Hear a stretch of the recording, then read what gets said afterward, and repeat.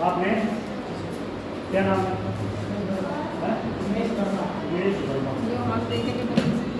पहले class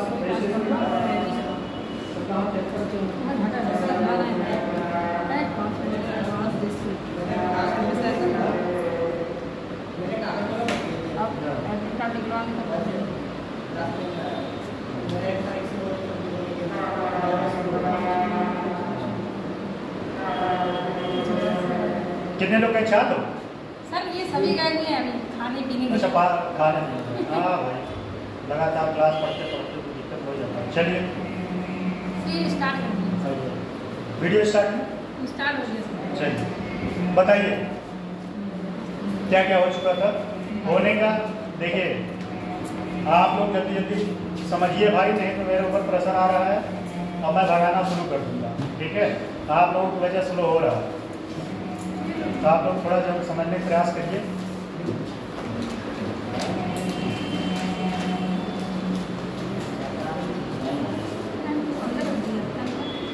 revision करते रहिए, रोज हम 10 मिनट रिवीजन कराते हैं, रिवीजन नहीं कराएंगे। पहले बताइए, एक चीज मैंने बता दिया था, एनपीए क्या होता है। एनपीए मैंने बताया था, बताइए एनपीए क्या होता है? ये दोनों लोग कहा करते हैं। एनपीए क्या होता है बताइए, बता के गए, बताइए आप सामने बताएं एनपीए क्या होता है। उतने नहीं आए। नॉन परफॉर्मिंग एसेट क्या होता है, मैंने बताया था एनपीए के बारे में। सर बैंक किसी को लोन देता है तो 90 दिन तक उसकी ब्याज नहीं देता, वो एनपीए है। बहुत सही। और 3 कैटेगरीज बताए थे उसके एनपीए। कौन कौन? एक अवमानना था, एक था संदिग्ध, एक था डूबी हुई। सबके क्राइटेरिया बताए थे। ठीक है, ये मैं लिखवाऊंगा। थोड़ा आप स्पीड बढ़ाइए जिससे आपका ज़्यादा से ज़्यादा टॉपिक कवर हो जाए, और खासकर तो कोर इकोनॉमिक्स तो कवर ही हो जाए, आपका कोर इकोनॉमिक्स कवर हो जाए। ठीक है, बाकी सब्जेक्ट जैसे जो कॉमन टॉपिक हैं वो तो आप और सब्जेक्ट में पढ़े ही यहाँ पे, लेकिन जो कोर इकोनॉमिक्स है वो सब्जेक्ट आपको न छूटने पाए।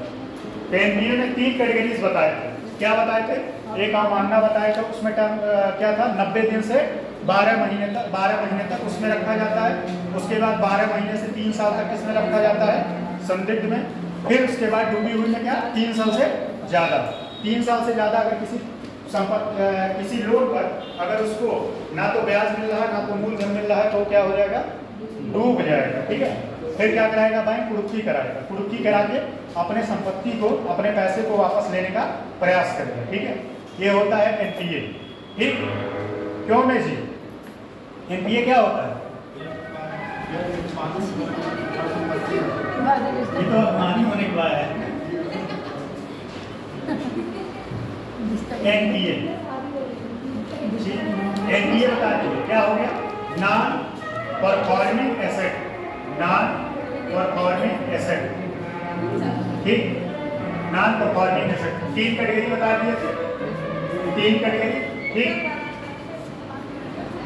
एक में क्या था, 90 दिन से 12 महीने, एक में 12 महीने से 12 माह से 3 ईयर, और एक है 3 ईयर से अधिक, 3 ईयर से अधिक। ठीक, ये एनपीए हो चुका। अब अगला है, एक कॉन्सेप्ट आया था बैड बैंक का। क्या आया था? बैड बैंक का कॉन्सेप्ट आया था, वो बहुत ही अच्छा था। और उस कॉन्सेप्ट का, उसको कहते हैं एआरसी।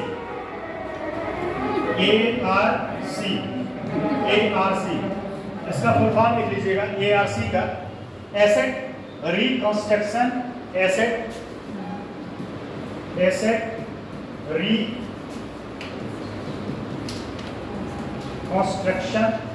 Reconstruction company.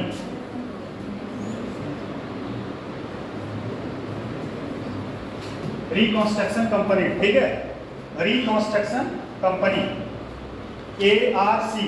ठीक है, पहले इसका नाम, ये 2003 में कॉन्सेप्ट आया था। ये किस लिए आया था? यह इसलिए आया था कि जो बैंकों का एनपीए बढ़ रहा था, ठीक है, बैंकों का जो एनपीए बढ़ रहा था, नॉन परफॉर्मिंग एसेट, उसी को यह उसका सॉर्ट आउट करता, क्या प्रॉब्लम को सॉर्ट आउट करता है। इसके लिए और इसी का आगे चल के नाम जो है 2016 के बाद इसी का एक नाम पड़ गया बैड बैंक। क्या पड़ गया? Bad bank. बैड बैंक, ठीक है, बैड बैंक। और इसका कॉन्सेप्ट किसने दिया था? उर्जित पटेल। कौन दिया था? उर्जित पटेल। और यह किस बजट में पेश किया गया था?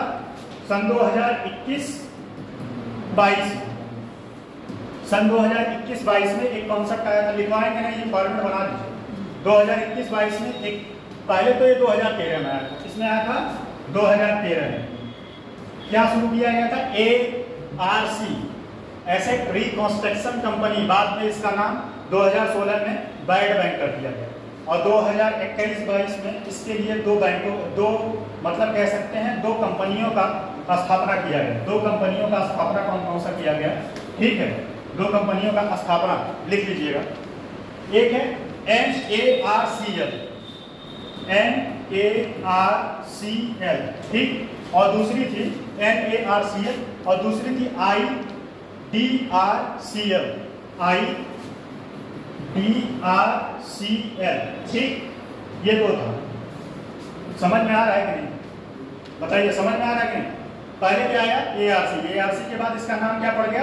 Bad bank. बैड बैंक कौन कॉन्सेप्ट दिया था? उर्जित पटेल, ठीक है। उर्जित पटेल ने ये जरूरत क्यों पड़ा? बैंकों का जो NPA बढ़ रहा था, उसी का ये समाधान करने के लिए बैड बैंक का कॉन्सेप्ट आया था। किस बजट में निर्मला सीतारमण ने किस जो बजट में जिक्र किया था? 21-22 में। कब किया था? 21-22 में। और उसके लिए दो कंपनियों की स्थापना की गई थी। इसी के तहत बैड बैंक के तहत कौन सा? NARCL और उसके बाद IDRCL। अब देखो NARCL का फुल फॉर्म लिख लो, national asset reconstruction company limited. National asset reconstruction company limited. National asset reconstruction company limited, ठीक है। दूसरा है दूसरे का नाम इसका इंडियन डेप्थ मतलब गहराई। Indian depth resolution company limited, ठीक है। अब इन दोनों का फंक्शन समझ लेते हैं क्या है। इन दोनों का फंक्शन,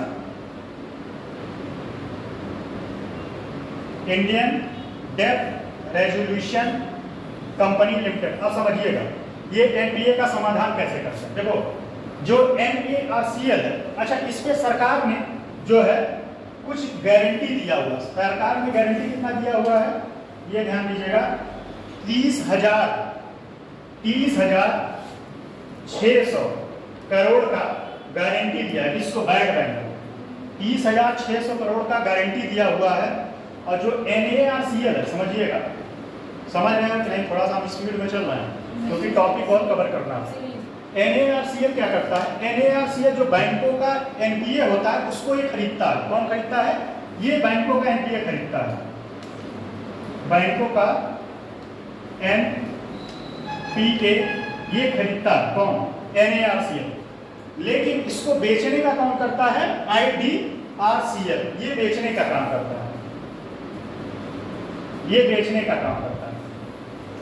अच्छा ये बताओ, अब इसमें एक चीज है कि भाई कोई बैंक अपना NPA क्यों बेचेगा? इसके लिए भी तो कुछ होना चाहिए, बैंक का लाभ होना चाहिए। पता चले कर्ज हम बांटे और पैसा आप वसूलो, तो हमें क्या लाभ मिलेगा? हमें लाभ ये मिलेगा कि जो NARCL होता है, यह मान लो NPA 1000 है। कितना है? 1000 करोड़ किसी बैंक का NPA है, तो उस 1000 करोड़ के NPA का 15% तत्काल उसको कैश के रूप में मिल जाता है। किसमें? कैश के रूप में मिल जाता है तत्काल। 1000 का 15%। बाकी जो 85% होता है उसको क्या मिलता है? गारंटी पेपर मिलता है। क्या मिलता है?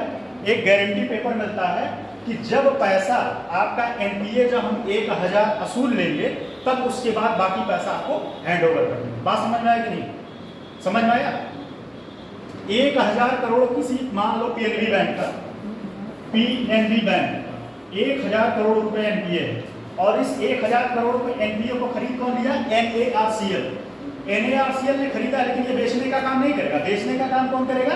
IDRCL। ये बेचेगा, लेकिन NACL जो है इसको 15% कैश तुरंत दे देगा, 15% 1000 का तुरंत दे देगा, बाकी 85% जो बचेगा उसको क्या देगा, एक सिक्योरिटी पेपर, एक गारंटी पेपर के रूप में दे देगा कि जैसे आपका पैसा हमको मिलेगा हम और पैसा आपको रिफंड कर देंगे। बैड बैंक का कॉन्सेप्ट समझ में नहीं, बैड बैंक कॉन्सेप्ट क्यों आया था, NPA का शार्ट आउट करने के लिए। बैंकों का जो NPA बढ़ रहा था उसी, अच्छा ये जब आया था शुरू में तो इसका इतना विरोध हुआ था, विरोध इसलिए हुआ कि इससे तो सारे बैंक वाले मुक्त हो जाएंगे, भाई उनका बैंक में NPA रहेगा ही नहीं। बहुत सारे लोगों ने उसमें, कई सारे लोगों का, जैसे कि मुकेश अंबानी और अनिल अंबानी का भी कई सारा जो है केस उछला था कि बहुत सारे पैसों का NPA उनका माफ कर दिया, माफ नहीं किया गया था, उस NPA को इसने खरीद लिया था, बस ये हुआ था। इसीलिए बहुत सारे विपक्षी पार्टियों ने इसका बहुत विरोध किया था कि भाई जब तुम NPA बढ़ा रहे हो, पता चला तुम किसी को भेज दी, अब इससे बैंक का क्लीन चिट मिल गया कि अब इनके पास कोई NPA नहीं, मतलब इनके पास कोई अब ऐसा लोन नहीं है कि जो जिसपे ब्याज या कुछ नहीं मिल रहा। ठीक है, तो एक तरीके से ठीक भी है और एक तरीके से ये स्थिति खराब भी है। समझ में आया कि नहीं, समझ में आ गया। अब आते हैं नेक्स्ट पॉइंट। नेक्स्ट पॉइंट है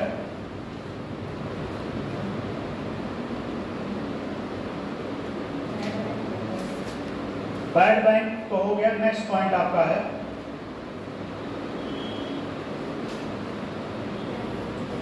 चलो एक चीज आप ही लोगों से पूछते हैं, मुद्रा योजना। बताओ मुद्रा योजना कितने लोगों को पता है और कितने टाइप का लोन दिया जाता है मुद्रा योजना। मुद्रा योजना, मुद्रा योजना, मुद्रा योजना का फुल फॉर्म चाहे तो लिख सकते हो micro unit development and refinance agency. लिख लो, पूछा हुआ है एग्जाम। मुद्रा का फुल फॉर्म, मुद्रा का है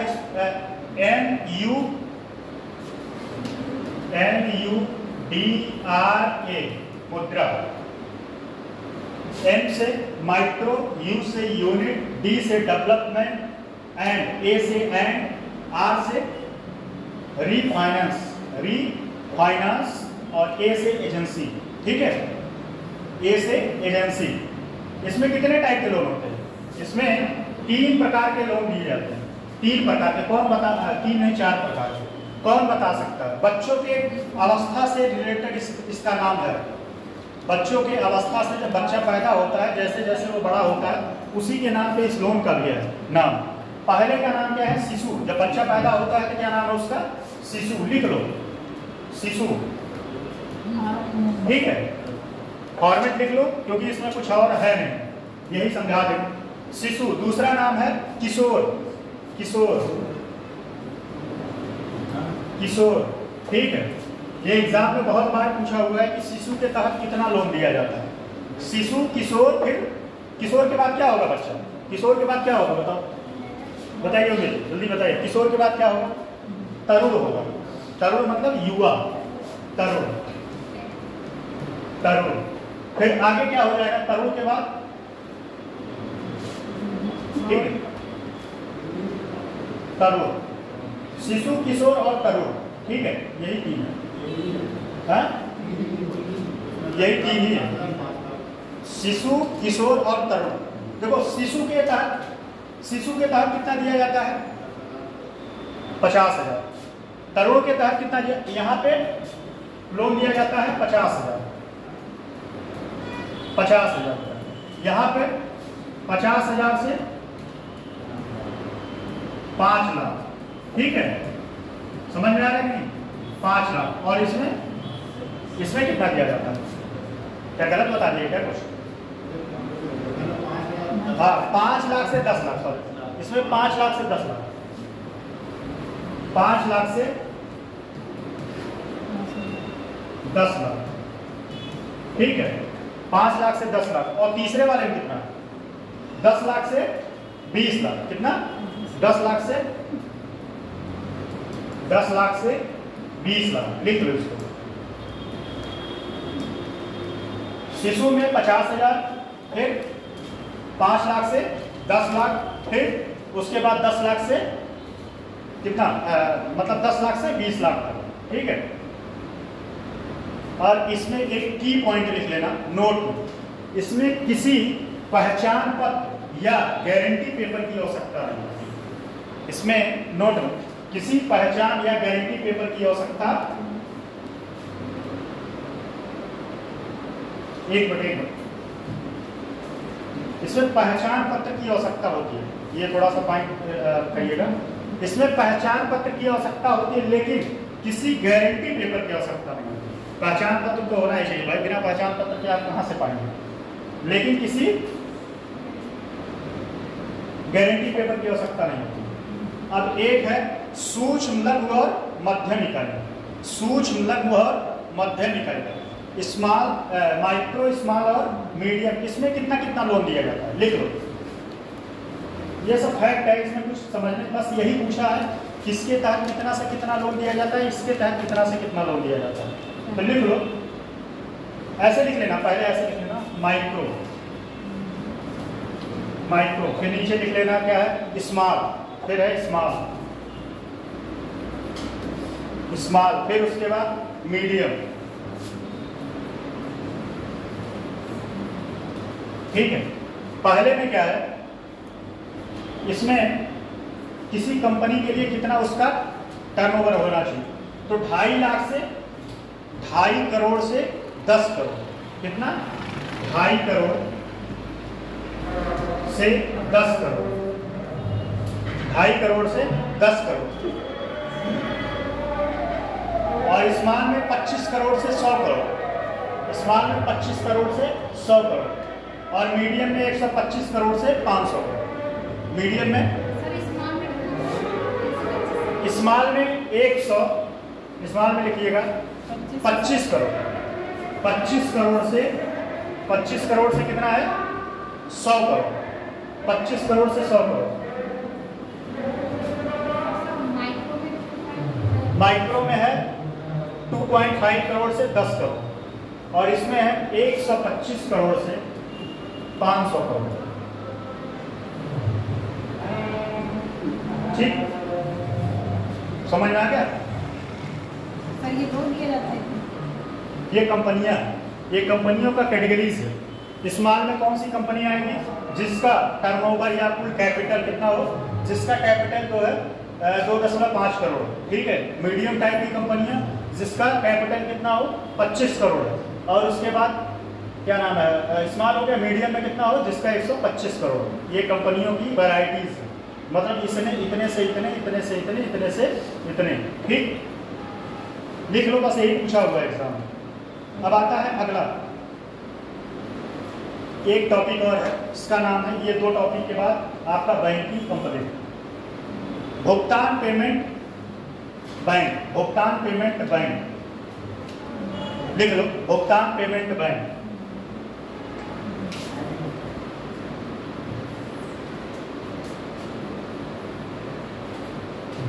भुगतान पेमेंट बैंक,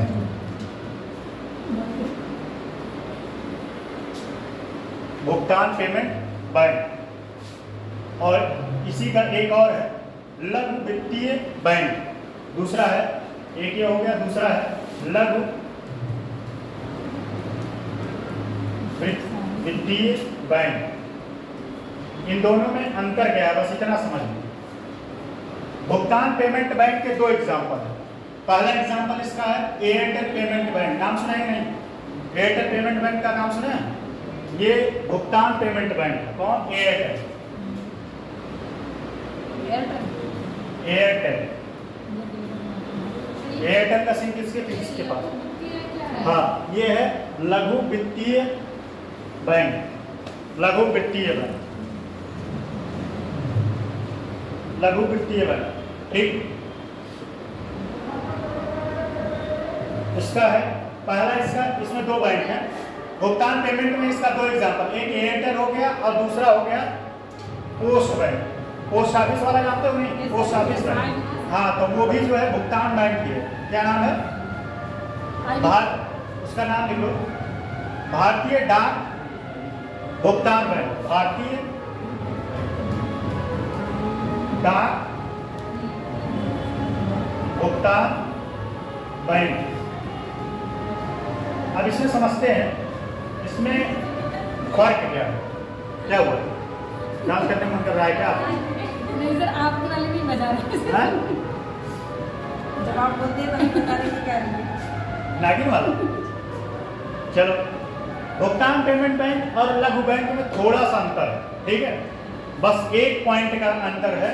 बाकी कैटेगरीज, बाकी सारे जो नियम इसमें लगते हैं वही नियम इसमें लगते हैं।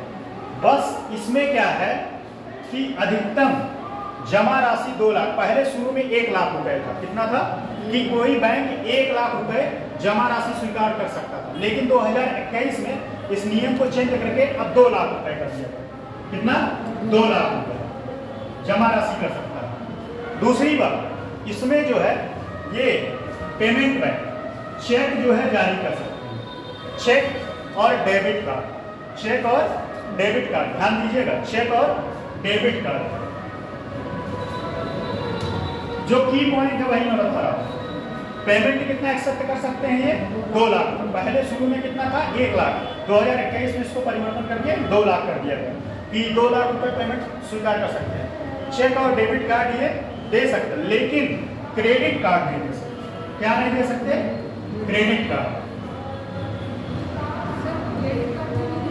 क्रेडिट कार्ड ये नहीं दे सकते, क्योंकि ये पेमेंट बैंक है, भुगतान पेमेंट बैंक है। ये क्रेडिट कार्ड किसी के पास है? क्रेडिट कार्ड तब बनता है जब आप की इनकम पर मंथ फिक्स हो, पर मंथ फिक्स हो, या प्राइवेट सेक्टर में आप जॉब कर रहे हैं या गवर्नमेंट सेक्टर में, या आपके पास कोई कोलेट्रल हो, जैसे कह सकते हैं सिक्योरिटी, तब आपको क्रेडिट कार्ड मिल सकता है। आपका बैंक लेन देन अच्छा है तब आपको बैंक क्रेडिट कार्ड देता। क्रेडिट कार्ड का मतलब होता है एक क्रेडिट पैसा होता है जिसका मतलब 1 लाख रुपए मान के चलो, मिनिमम 1 लाख रुपए। 1 लाख रुपए के आपके पास क्रेडिट है, आप कभी भी बैंक से 1 लाख रुपए क्रेडिट निकाल सकते हैं, लेकिन उस पर रेट ऑफ इंटरेस्ट ज़्यादा लगता है। क्रेडिट कार्ड पे रेट ऑफ इंटरेस्ट ज़्यादा लगता है, इसलिए बहुत सारे लोग क्रेडिट कार्ड जैसा होता नहीं है, क्रेडिट कार्ड से खूब शॉपिंग करते हैं, लेकिन जब उसका पेमेंट भरना पड़ता है तब समझ में आता है। तो इसमें क्या है, पेमेंट बैंक में बस इतना सा अंतर है, पेमेंट बैंक में बस इतना सा अंतर है कि ये क्रेडिट कार्ड जारी नहीं कर सकता, लेकिन लघु और वित्तीय बैंक क्रेडिट कार्ड भी जारी कर सकते हैं। बस इतना सा अंतर है। क्रेडिट कार्ड, क्रेडिट कार्ड अगर अंतर पूछेगा तो दोनों में बस इतना सा अंतर है। बाकी चेकबुक तो ये भी जारी करते हैं, वो भी जारी करता है। डेबिट कार्ड, और सर इसमें अधिकतम कितना जमा कर सकती हूँ? इसमें कोई वो नहीं, इसमें कोई वो नहीं। पेमेंट में चेक जारी कर सकते हैं। हाँ हाँ, पेमेंट में चेक दे सकते हैं। जैसे एयरटेल पेमेंट के मान लो, एयरटेल पेमेंट तो कहाँ चेक जारी करते हैं? हाँ, चेक, ट्रांजेक्शन का मतलब चेक बैंक एयरटेल जो है, एयरटेल भुगतान बैंक जिसकी उसकी जो शाखा होगी वो चेक दे सकता है, लेकिन वो क्रेडिट कार्ड जारी नहीं कर सकता। ठीक है, चेकबुक अपना वो चेक, जैसे मान लीजिए आपके पास पैसा, आप चेकबुक लेना चाहते हैं तो आपको चेकबुक दे देगा। ठीक है, चेकबुक जैसे PNB bank, SBI bank, bank of Baroda, सारे लोग क्या करते हैं, चेकबुक देते हैं। चेकबुक से फायदा ये होता है कि आप जो है सिग्नेचर मार के चेकबुक आप अपना किसी को चेक दे दीजिए, वो जाके बैंक से वो क्या करता है, पैसे को ले सकता है अगर आपके अकाउंट में है तो। इसीलिए चेकबुक से एक खतरा और है, जैसे आप किसी को मान लो कि आप बाइक लेने जा रहे हो, तो बाइक लेने जा रहे हो तो बैंक वाला क्या करता है, 4-5 चेकबुक ब्लैंक आपसे सिग्नेचर करा के ले लेता है कि इन फ्यूचर अगर आपने कुछ धोखाधड़ी किया पैसा देने में तो उस चेकबुक के सहारे आपके ऊपर क्लेम कर देगा। ठीक है, और सबसे बड़ी समस्या, चेकबुक अगर बाउंस हो गया, चेकबुक मतलब अगर आपने किसी को चेक काट के दिया, मान लो आपके अकाउंट में 1000 रुपया, फॉर एग्जाम्पल, नहीं 1 लाख, 1 लाख, और आप किसी को 2 लाख का चेक काट के दे दिए और वो बैंक में गया चेक भिजवा दिया, तो चेक बाउंस हो जाएगा तो आपके ऊपर केस करेगा 420 का, और आपको जो है हर्जाने के रूप में भरना ही पड़ेगा, जेल भी हो सकता है। क्या हो सकता है? जेल भी हो सकता है। तो पेमेंट बैंक और उसके बाद लघु वित्तीय बैंक में बस इतना सा अंतर है। समझ में आ गया कि नहीं? ये आपका बैंकिंग खाता क्या हो, नहीं समझ, क्या नहीं समझ में? बंद कर लो पीछे, और बंद कर लो, हम तो यहाँ से कह नहीं सकते। ठीक, तो तो ये आपका देखिए, एक और चीज है नाबार्ड। नाबार्ड के बारे में जैसा कि मैंने बताया था, नाबार्ड नाबार्ड नाबार्ड जो है, नाबार्ड का फुल फॉर्म कौन बताएगा? चलो नाबार्ड का फुल फॉर्म है, स्थापना बताओ कब तक? स्थापना कौन बता सकता है? बताओ नाबार्ड का स्थापना लिखा है क्या भाई? तो उससे क्या मतलब, हमारी आवाज सुनाई दे रही है ना? हाँ, बंद कर। नाबार्ड का बताइए उमेश, नाबार्ड का स्थापना कब किया गया? 1800? हाँ, 1982 लिख लो इसको, 1982। ठीक है। सेबी की स्थापना कब की गई? कौन बता सकता है सेबी की स्थापना? हाँ, सेबी की स्थापना 1988 में स्थापना की गई। उसको संवैधानिक दर्जा 1992 में दिया गया। संविधान के तहत उसको 1992 में एक संविधान के तहत लाया गया और उसके विधिक दर्जा दिया सेबी। ठीक है। और एक बात और, माधुरी करके ऐसे कुछ नाम था, एक मिनट, वो पहली सेबी की पहली महिला अध्यक्ष थी, जो इस समय अब नहीं है। लिख लो सेबी की अध्यक्ष कौन है? सेबी की अध्यक्ष कौन है? लिख लो। देखो, इसके पहले का नाम था श्री माधवी। एक मिनट, सबसे पहले लिख लो सेबी की प्रथम महिला अध्यक्ष। सेबी की स्थापना लिख लिया? थोड़ा स्पीड करिए, क्योंकि एक्चुअली क्या है ना, टॉपिक कवर नहीं होता है। मैं बैंकिंग में ज़्यादा टाइम देता हूँ, वैसे देना नहीं चाहिए था, लेकिन हम क्या समझाने के चक्कर में उसके बाद मैं अपनी चीज़ों को कंट्रोल नहीं कर पाता। मैं चाहता हूँ कि चीज़ें समझ में आए, उसके बाद चिल्लाने के बाद भी आप लोग भूल जाते हैं। दुख तो इस बात का है, इससे लगता है कि इससे अच्छा क्यों ना भगा के पढ़ाएं। भगा के पढ़ाएं तो भी ठीक है, फिर समझ में आता है नहीं ये आपके साथ गुनाह नहीं, मैं स्वयं के साथ गुनाह करूँगा। तो ठीक है। तो स्थापना कब हुआ था? 1982 में। ठीक है। सेबी की नहीं, एक सेबी लिखिएगा, सेबी लिखिएगा, नाबार्ड में सेबी। सेबी की स्थापना कब की गई थी? 1988। ठीक है। सेबी की स्थापना 1988, लेकिन संविधिक जो है 1992 में एक संवैधानिक संशोधन द्वारा इसको एक विधिक संस्था का दर्जा दिया। लिख लो। हाँ, 1992 में एक संशोधन द्वारा इसको संविधिक दर्जा दिया है। किसको? सेबी को। सेबी का कार्य क्या है? कौन बताएगा? सेबी जो है, जितने भी शेयर मार्केट हैं, ठीक है, शेयर मार्केट पे कंट्रोल करने का काम कौन करता है? सेबी करता है। कौन करता है? सेबी करता है। सेबी का फुल फॉर्म क्या है? हाँ, सेबी की प्रथम, देखो, सेबी की प्रथम महिला अध्यक्ष श्री माधवी पुरी बुच। माधवी पुरी बुच। और इनको लेके अभी काफी सारा विवाद भी हो गया था। इनके जो पतिदेव हैं वह बहुत सारी कंपनियों में शेयर लगाए। ठीक है। इसके वजह से ये काफी विवाद में थी, ये जो है। अब ये इस समय नहीं है, वर्तमान में लिखो कौन है सेबी की अध्यक्ष? वर्तमान में सेबी की अध्यक्ष वो भी महिला ही है। वर्तमान में सेबी की अध्यक्ष श्री तुहीन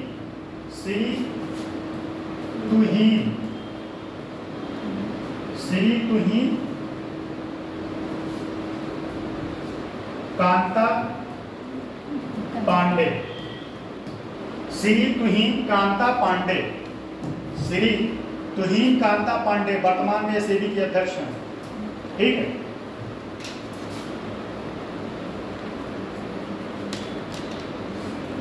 तो हाँ, और एक दो तीन चीज और देखो, बस 2-3 चीज। जो एटीएम कार्ड होते हैं, कितने टाइप के एटीएम कार्ड होते हैं? ठीक है। तो एटीएम कार्ड, एक व्हाइट लेवल का एटीएम कार्ड होता है। समझो, व्हाइट लेवल का एटीएम कार्ड जो होता है वह बैंकों का एटीएम कार्ड नहीं होता। मतलब वह बैंक का एटीएम नहीं होता, कार्ड नहीं, बैंक का एटीएम नहीं होता, वो मशीन जो होता है वो बैंक का नहीं होता, वह किसी प्राइवेट संस्था का होता है। किसका होता है? किसी प्राइवेट संस्था का। और एटीएम मशीन लगाने के लिए आपको मिनिमम 100 करोड़ रुपए का आपके पास वो होना चाहिए, कैपिटल। कितना? 100 करोड़ रुपए आपके पास होगा, तभी आप जो है आरबीआई से एटीएम मशीन लगाने के लिए आप परमिशन पा सकते हैं। तो पहला कौन सा एटीएम हो गया? White label. लिख लो, व्हाइट लेबल एटीएम। यह किसी बैंक का नहीं होता, यह प्राइवेट सेक्टर का होता है। हाँ, white label ATM private sector का होता है। प्राइवेट सेक्टर या कह सकते हैं एनबीएफसी का, प्राइवेट सेक्टर का होता है। ठीक है, जैसे for example Tata Indicash, Tata Indicash, Tata Indicash, Tata IN रहेगा, IND है, इंडी कैश, ये व्हाइट लेबल एटीएम है। ठीक है, दूसरा होता है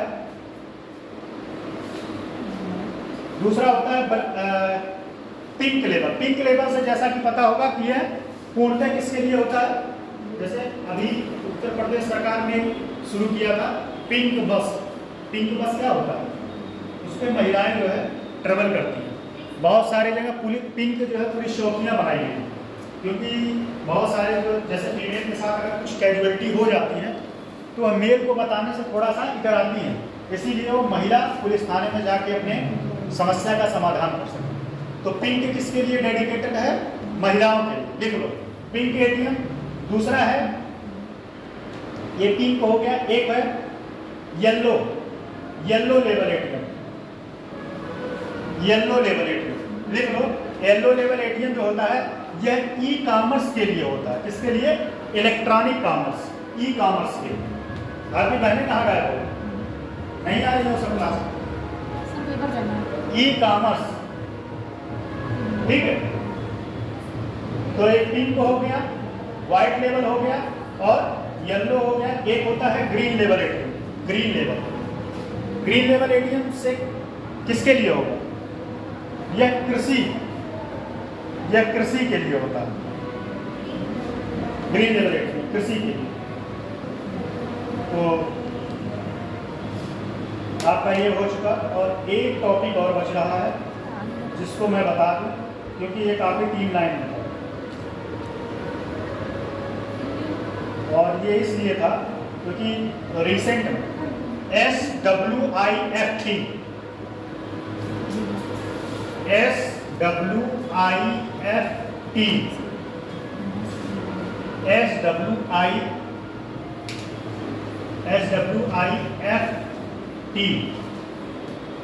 अभी आप लोगों ने सुना होगा जब रसिया यूक्रेन का युद्ध हो रहा था तब यह काफी प्रचलन में था, पेपरों में खूब इसका जिक्र होता है। लेकिन आप लोग पेपर पढ़ते हो तब तो जानो। अच्छा बताओ, नाम सुने थे कि नहीं? कोई लोग नाम सुने थे? स्विफ्ट का आप सुने थे?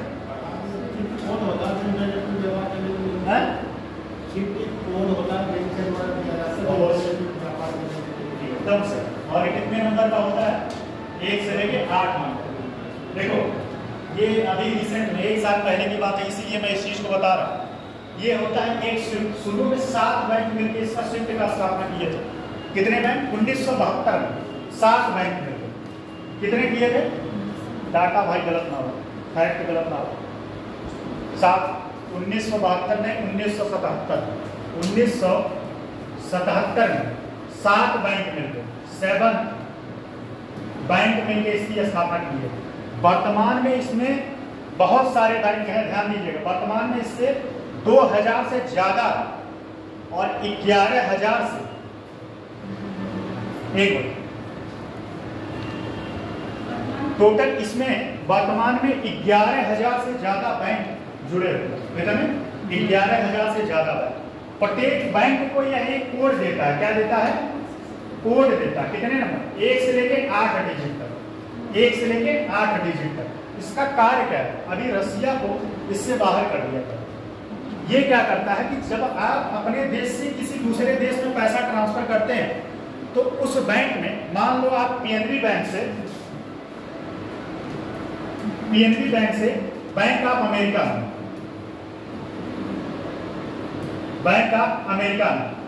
पैसा ट्रांसफर कर रहे हैं, तो ये पहले क्या करता है, पीएनबी बैंक ऑफ अमेरिका के पास एक मैसेज भेजता है और ये मैसेज सीक्रेट होता है।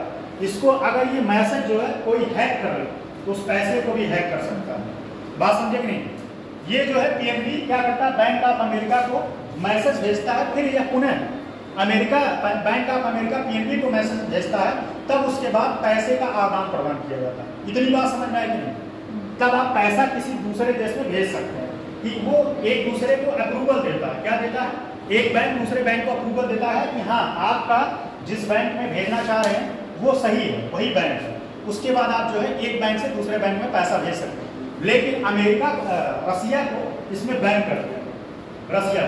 रसिया ने एक बात ये भी कहा कि चलो ठीक है, तुम मुझे बैन कर दो, मुझे कोई दिक्कत नहीं, मैं उस देश के उसी मुद्रा में व्यापार करूँ। जैसे भारत के साथ समस्या हुआ कि जैसे रसिया पहले क्या था कि डॉलर ही सबसे वो है।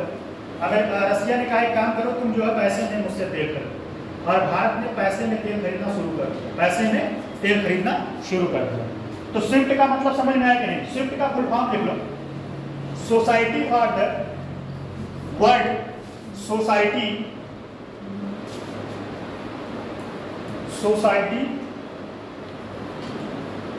For the world wide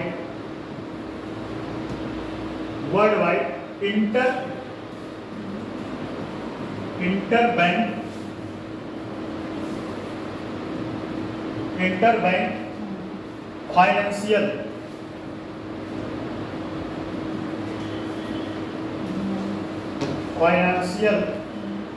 telecommunication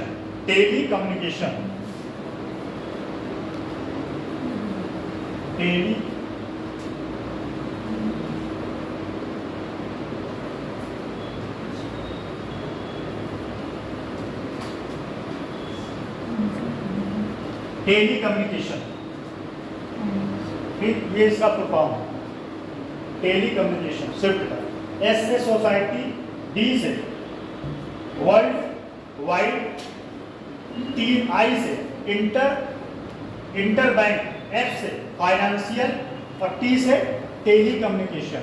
ठीक है, तो हमारे तरफ से जितना बैंक में इंपॉर्टेंट था बैंकिंग में, मैं 2-3 दिन एक्स्ट्रा ले लिया।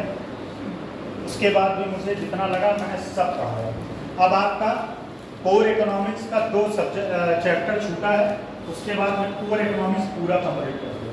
अब आता है अगला है मनी मार्केट। हाँ, मनी मार्केट।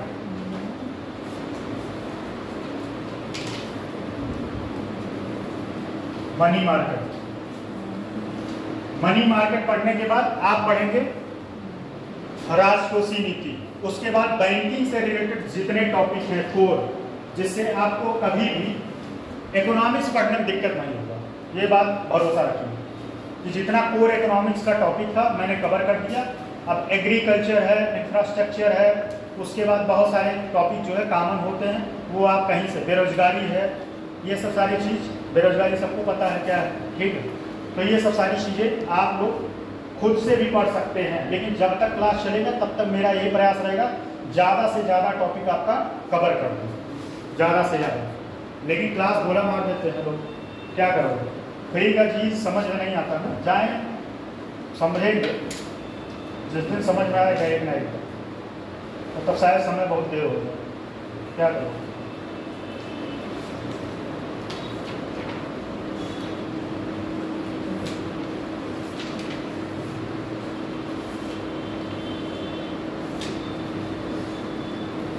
चलो देखो,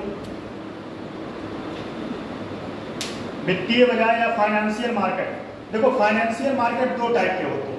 एक होता है मुद्रा बाजार, मार्केट मनी लिखते हैं, मनी मार्केट का, चलो ये भी ठीक है।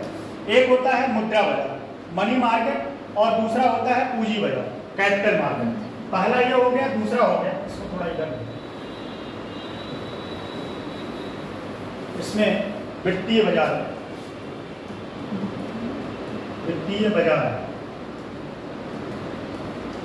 दो होता है, एक होता है मुद्रा बाजार, मुद्रा बाजार, और दूसरा होता है पूंजी बाजार, पूंजी बाजार। पूंजी बाजार मतलब कैपिटल, कैपिटल मार्केट, ठीक है। देख लो मुद्रा बाजार और ठीक। अब मुद्रा बाजार का कैटेगराइज करते हैं। इसमें दो है, एक संगठित है, एक असंगठित, एक है ऑर्गेनाइज्ड, एक है अनऑर्गेनाइज्ड मुद्रा बाजार। और ये फॉर्मेट बना लीजिए क्योंकि सारी चीजें जो है कुछ फॉर्मेट से ही समझ लेंगे, ठीक है। इसमें एक है संगठित क्षेत्र, संगठित क्षेत्र, और दूसरा है असंगठित क्षेत्र। असंगठित क्षेत्र में वही साहूकार लोग इसमें आएंगे, ठीक है। और संगठित क्षेत्र में बैंक हो गया और सारी जैसे बैंक हो गया या प्राइवेट गवर्नमेंट सेक्टर के जो भी चीजें हैं वो ऑर्गेनाइज होते हैं, ऑर्गेनाइज। संगठित क्षेत्र में देखो क्या क्या चीजें निकाली जाती हैं। ऋण लेने के लिए कौन कौन से, ऋण लेने के लिए कौन कौन से टूल हैं जो संगठित क्षेत्र, जो बैंक होते हैं या कह सकते हैं सरकार, किस टूल्स के माध्यम से, किस इंस्ट्रूमेंट के माध्यम से पैसा जो है मार्केट से या लोगों से उठाता है।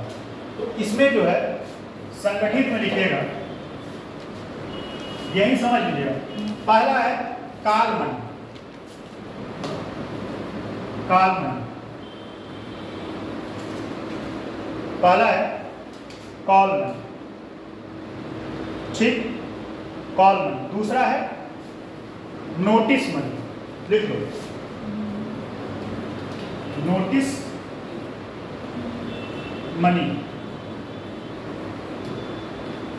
Notice money. तीसरा है इंटरबैंक टर्म मनी। तीसरा है इंटरबैंक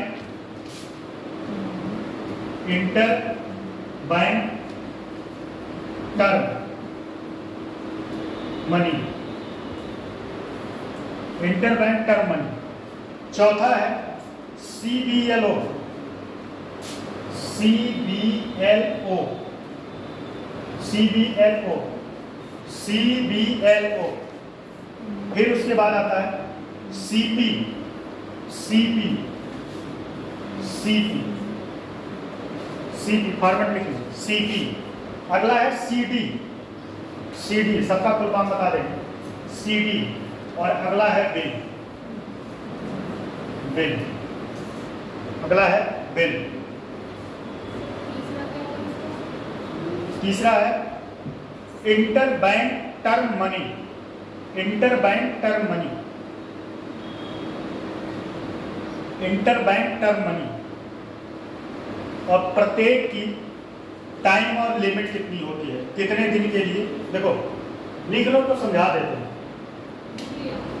देखिए सारे, देखो कॉल मनी से संबंधित, कॉल मनी से ही तात्पर्य है कि यह एक दिन के लिए उधार लिया जाएगा। किसके लिए? यह बैंक जो है किसी और बैंक या मार्केट या RBI से क्या करता है, कॉल मनी। ये नया टॉपिक है मनी मार्केट, वो बैंकिंग खत्म हो गया। इसमें जो है एक दिन के लिए उधार दिया जाता है। किसके लिए? इसमें एक दिन, लिख लीजिए लिमिट, कॉल मनी में कितने लिए, 1 डे के लिए। इसमें पैसा एक दिन के लिए। और वो बैंक कौन लेता है? जब उसको पैसे की अर्जेंट जरूरत पड़े तो पैसा किससे उठाता है? मार्केट से उठाता है। किससे उठाता है? मार्केट से। बात समझ रहा है कि नहीं? फॉर्मेट लिख लीजिए, लिखवाएंगे नहीं इसमें। दूसरा है नोटिस मनी, 1 दिन से 14 दिन के लिए। कितने दिन के लिए? लिखो 1 दिन से 14 दिन के लिए। इसका लिमिट कितना होता है? 1 दिन से 14 दिन के लिए इसका लिमिट होता है कि इतने दिन के लिए पैसा लिया जाता है।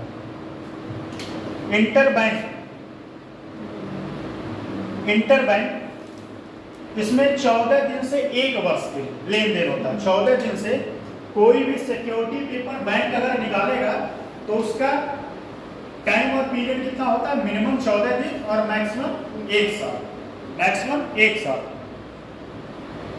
फिर आता है CBLO, फुल फॉर्म लिख लो CBLO का, collateral borrowing and lending. Collateral लिख लोगे कि नहीं? कोलेट्रल में इसको COOLLATEREL, कोलेट्रल बारोइंग। कोलेट्रल लिख लीजिए, काम आएगा एग्जाम में, ये फुल फॉर्म पूछा हुआ है। Collateral borrowing and lending obligation, obligation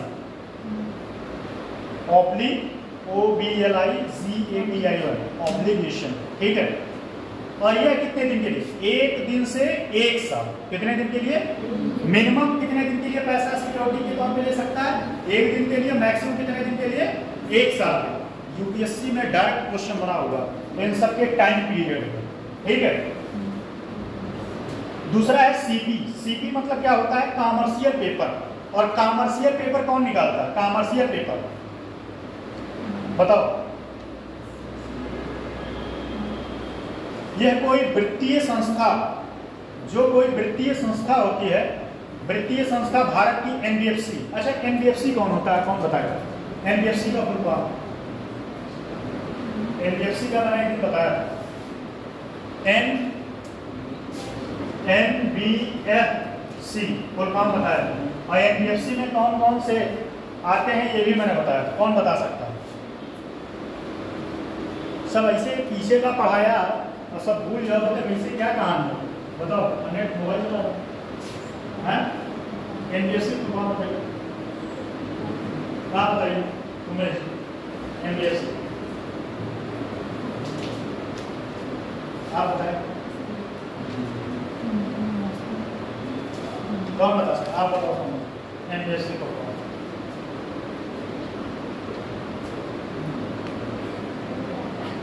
non banking finance company, non banking finance company. इसको रेगुलेट कौन करता है? कंपनी अधिनियम 1956 के तहत यह रेगुलेट किया जाता है। किसके तहत? कंपनी अधिनियम 1956 के तहत। और एक बात ध्यान दीजिएगा, जो ICICI बैंक हैं प्राइवेट सेक्टर का, वो भी इसी के तहत रेगुलेट किया जाता है। किसके तहत? इसी के तहत। और जो आपकी बहुत सारे बीमा कंपनियां हैं वो भी NBFC के तहत आती हैं। बीमा कंपनियां जो है वो भी NBFC के तहत आती हैं। बात समझ में आया? तो CD क्या हो गया? Commercial paper. लिखिए कॉमर्शियल पेपर। अगला है CD।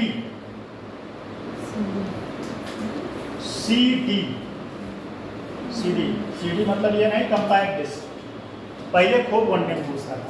CD फुल फॉर्म बताओ। CD का। DVD का फुल फॉर्म बताओ। DVD का। कितने लोगों ने इस क्वेश्चन का सामना किया है? CD का फुल फॉर्म बताओ। बैंक में खूब पूछता था। CD का फुल फॉर्म, DVD का फुल फॉर्म, CD का फुल फॉर्म। ज़्यादा लोगों को नहीं, हमारा यहाँ से मतलब है।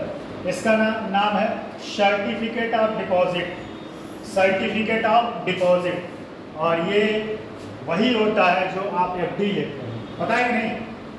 FD जो लेते हैं वही होता है, फिक्स डिपॉजिट होता है।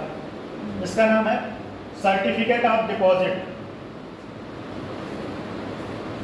यह इसका टाइम जो है 7 दिन से 1 साल तक होता है, ये जो पेपर होता है। और यह किसके द्वारा दिया जाता है? भारतीय स्तर की वित्तीय संस्थाएं या तो बैंक या तो वाणिज्यिक बैंक, यह 2 लोग मिलके। और यह कब जरूरत पड़ता है? जब बैंकों को पैसे की जरूरत पड़ती है और उसको तब यह सब इंस्ट्रूमेंट अपना मार्केट में ले आके बेचता है। और एक चीज और है, इस इंस्ट्रूमेंट के तहत मार्केट से क्या करता है? पैसे का फ्लो बढ़ाता और घटाता है। अगर ये बेचेगा तो क्या करेगा? पैसे का फ्लो कम कर देगा। बेचेगा तो क्या करेगा? कम कर देगा।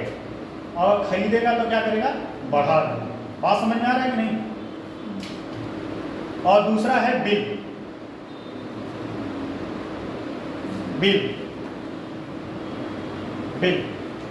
अच्छा, बिल में 3-4 है।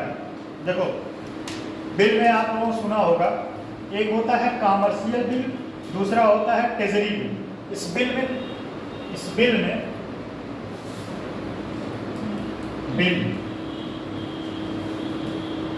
और इस बिल के जो है पहला है कॉमर्शियल बिल। क्या है? Commercial.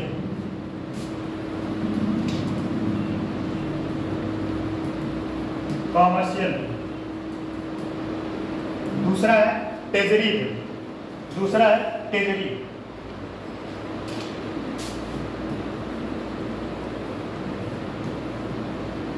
Treasury bill.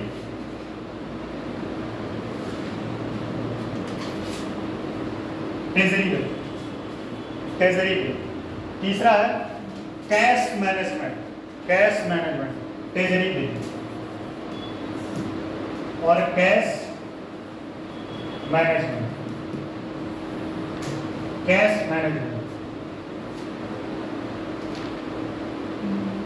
Cash management.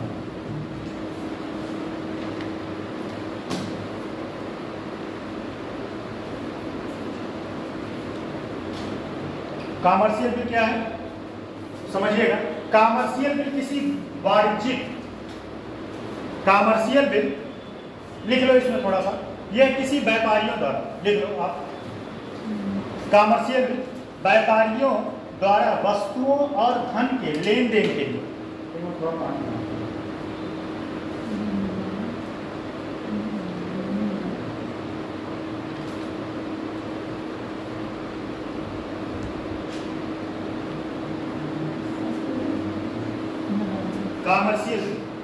Commercial bill जो है यह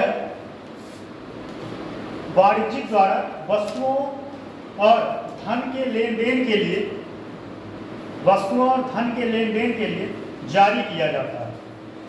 जारी किया जाता है। सामान्यतः इनकी अवधि 3 माह के लिए होती है। सामान्यतः इनकी अवधि 3 माह के लिए होती है। बात समझ लीजिए। कॉमर्शियल बिल लिखने से समझ में आया कि नहीं? ये क्या होता है? एक कॉमर्शियल बिल, यह जो है जो कंपनियां होती हैं वह निकालती हैं और इससे मार्केट से पैसा उठाती हैं और इसका लिमिट कितना होता है? 3 महीने तक। कितना होता है? 3 महीने तक। ठीक है। अब दूसरा आता है ट्रेजरी बिल। ट्रेजरी बिल समझ लीजिए, ये एग्जाम में बहुत बार पूछा हुआ। ट्रेजरी बिल पहले लिख लो कितने कितने दिन के लिए निकाला जाता है, पूछा है डायरेक्ट एग्जाम में। ये 90 दिन के लिए, 182 दिन के लिए और 364 दिन के लिए। कितने? 90 डेज, फिर 90 के बाद 182, 90 के बाद 182 डेज और फिर 364 डेज।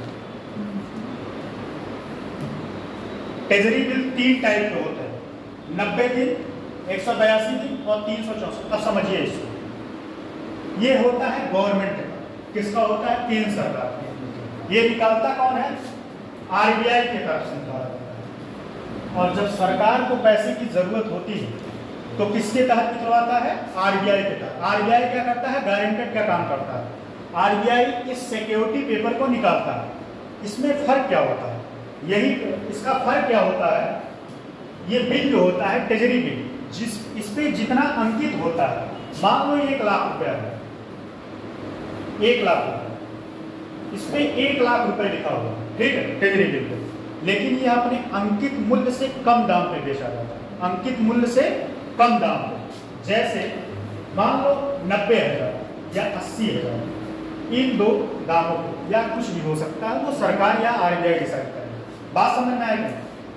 अब मान लो आपने 1 लाख का कोई ट्रेजरी बिल खरीद लिया। कितने दिन के लिए? 90 दिन के लिए। 90 दिन के लिए आपने 80,000 रुपए में खरीदा। अब जब आप 90 दिन के बाद इसको ले जाएंगे तो आपको मिलेगा कितना? 1 लाख। बात समझ में आएगी? ठीक है। अगर आप 182 दिन के लिए लिए हैं तो ये पैसे का रेशियो बढ़ता घटता रहेगा, ऐसा नहीं है। अब जो है मान लो 182 दिन के लिए लिए हैं तो स्वाभाविक सी बात है पैसा थोड़ा और ज्यादा मिलेगा। क्या है? लेकिन ये हमेशा प्राइस जितना लिखा रहेगा उस प्राइस से कम दाम पे ही मिलेगा और इस पे रिस्क जो है लगभग 0 के बराबर होता है। क्या होता है? रिस्क 0 के बराबर होता है, क्योंकि ये गवर्नमेंट सिक्योरिटी पेपर होता है। बस इसमें लाभ थोड़ा कम होता है। क्या होता है? लाभ इसमें कम होगा। बात समझ में आ रही है? मतलब आप अगर 90 दिन के बाद गए भजाने तो आपको 1 लाख रुपए, मतलब एग्जाम्पल मैं बता रहा हूँ, ये फिगर एकदम एग्जैक्ट नहीं है, बस समझाने के लिए। 90 दिन के बाद अगर आप गए तो आपको 1 लाख रुपए मिल जाएगा। ठीक है, बात समझ में आया कि नहीं? और अगर अब कितने दिन के लिए जारी किया जाता है? 190, फिर 182 और 364। 3 टाइप के ये बिल निकलते हैं। ट्रेजरी बिल जो है 3 अवधि के लिए निकलते हैं, 3 समय के लिए निकलते हैं। एक 90 दिन के लिए, एक 100। समझ में आ रहा है कि नहीं? कुछ ज्यादा तेज तो नहीं भाग रहे हैं? चीजें भाग भले रहे लेकिन समझा रहे हैं। अब ये है कि आपका दिमाग कितना खुला हुआ आप जाने हैं। चेहरे के हाव भाव से कुछ मुझे लग रहा है कि कुछ दिक्कत हो रहा है। बताइए, आपका चेहरा उतरा है, क्या बात है? टेंशन में चेहरा दिख रहा है? समझ में आ रहा है? ये आप लोग अगर थोड़ा भी इकोनॉमिक्स पढ़े हैं तो ये जरूर पढ़े होंगे। ये एग्जाम में बहुत बार पूछा होगा, ट्रेजरी बिल क्या होता है। ठीक है, बात समझ में आया कि नहीं? समझ में आ गया? एक होता है कैश मैनेजमेंट। कैश मैनेजमेंट भी एक तरफ ये 2010 से शुरू किया गया, और यह भी जो है आरबीआई निकालता है। कितना कौन निकालता है? आरबीआई निकालता है। लेकिन इसमें एक बात होता है कि 90 दिन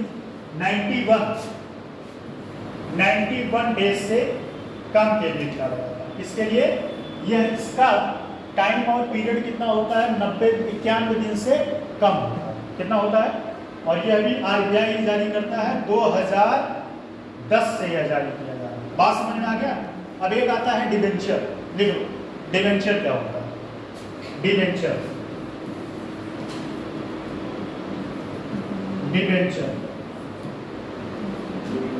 और दूसरा होता है बॉन्ड। अगले डिबेंचर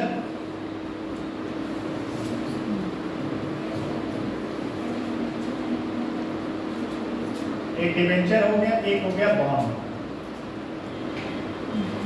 डिबेंचर और बॉन्ड दोनों में बताओ अंतर क्या है?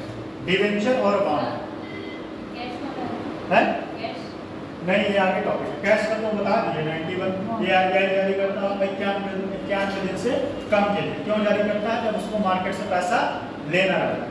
ये सारे इंस्ट्रूमेंट मार्केट से पैसा उठाने का कार्य करते हैं। बात समझ में आया कि नहीं? अगला है डिबेंचर और बॉन्ड। डिबेंचर और बॉन्ड में अंतर क्या है? कौन बता सकता है? अगर कोई बता दे तो जाने, फिर तो आप लोग एकदम दिल जीत लो। डिबेंचर और बॉन्ड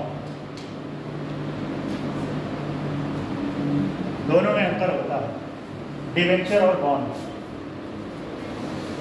देखो, डिबेंचर क्या होता है? हमेशा यह ज्यादातर प्राइवेट सेक्टर से निकाला, प्राइवेट कंपनियों से। इससे प्राइवेट कंपनियों से निकाला जाता है। और यह बॉन्ड हमेशा ज्यादातर सरकारी कंपनी, इससे सरकारी कंपनी, सरकारी कंपनी नहीं, सरकारी संस्था से, सरकारी वित्तीय संस्था से। लेकिन दोनों में एक और अंतर है, इसमें आपको ब्याज मिलता है, किसमें? डिबेंचर में। लेकिन यहाँ पे रिस्क भी ज़्यादा है। लेकिन यहाँ पे आपको ब्याज नहीं मिलता। अब ब्याज नहीं मिलता तो कोई पागल तो है नहीं कि जाके खरीदेगा, कुछ तो फायदा होना चाहिए। क्या फायदा है? क्या फायदा हो सकता है? बताइए उनमें से। डिबेंचर और बॉन्ड, इसमें तो मान लो ब्याज मिल गया, ठीक, लेकिन इसमें क्या है कि ब्याज नहीं मिलता, तो क्यों कोई खरीदेगा बॉन्ड? बॉन्ड क्यों खरीदेगा? कुछ तो लाभ हो तभी तो बॉन्ड है।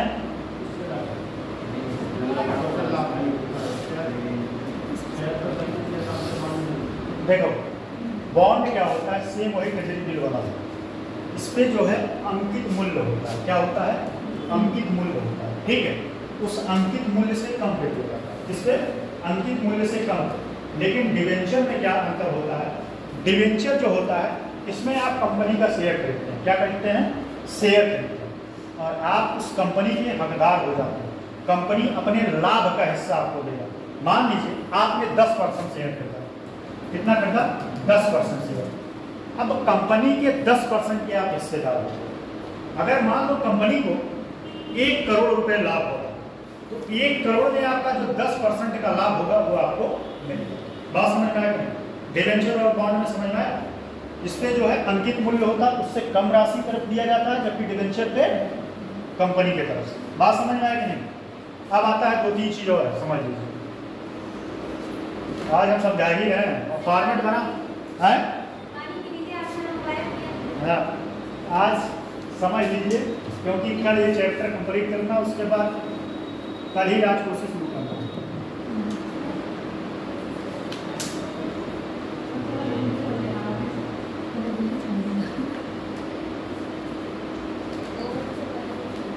जो भी देखो, जिस दिन क्लास कंप्लीट होगा उस दिन आपको एकदम शुद्ध और स्वच्छ, लेकिन हम नहीं बताएंगे, इसीलिए काम चोरी चक्कर में पता चले अभी से लिखना छोड़ दो। नहीं, ये बात रिवील नहीं करनी।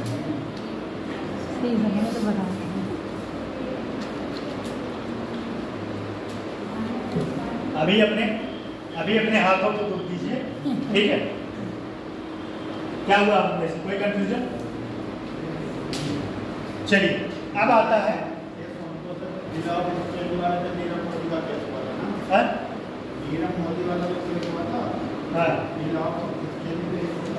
वो दूसरा केस था। हाँ, उसको बोलते हैं LOA। वो क्या केस था? LOA। उसमें एक इसके बारे में समझाएंगे, ये गारंटी पेपर होता है और इसका बात समझाएंगे। आप किसी बैंक से PNB, ये किसी विदेशी बैंक से पैसा लोन लिया, ठीक है, और उसका गारंटेड PNB बैंक। इस LOA के तहत, LOA इसको बोलते हैं लेटर ऑफ द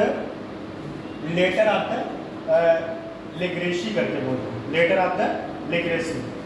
अब ये क्या है लेटर ऑफ द लेग्रेसी, या कंफर्म करके थोड़ा सा गूगल करके हम बता देते हैं क्या इसका। ये इसी के तहत नीरव मोदी पैसा दिया था। जैसे PNB बैंक इस पे गारंटेड बना था और उसने दूसरे देश से पैसा लेके खराब हो गया, पता चले उस PNB बैंक को वो पैसा भरना पड़ा था। जिस बैंक से पैसा लिया था, क्योंकि गारंटेड वही है। फॉर एग्जांपल, मान लीजिए आप हैं, सौम्या जी के नाम का पैसा ले, सौम्या जी कही चलो ठीक है मैं गारंटी लेती हूँ, और आप जो है इनके पास आए, इनसे जो है 1 करोड़ रुपया लेके, अब पता चले आपने जो गारंटी पेपर दिया वो फर्जी है आपका, लेकिन उसके बदले में गारंटेड बनी। अब इनसे आप 1 लाख रुपए लेके फरार हो गए, और ये जो है आकर चेक की तो पता चला सब फर्जी है। अब इनको भरना पड़ेगा पैसा, क्योंकि ये गारंटी। तो PNB बैंक को वही धोखा दो, 13,000 करोड़ रुपए का धोखा देगा। कितने का? 13,000 करोड़ रुपए। ठीक है, 1 मिनट मैं अभी गूगल करके बता देता हूँ क्या है LO का फुल फॉर्म। कोई सर्च मारे LOA का, मैं तब तक कुछ और काम करूँ।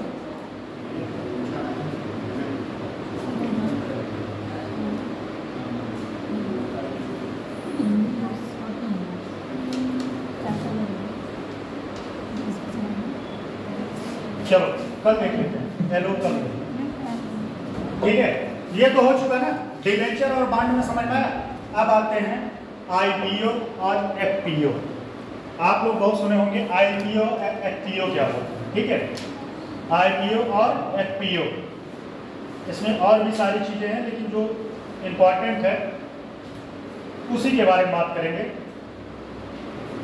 इसमें 2 टाइप के, पहले structure of India equity market, देखो स्ट्रक्चर, हेडिंग लिखो, स्ट्रक्चर ऑफ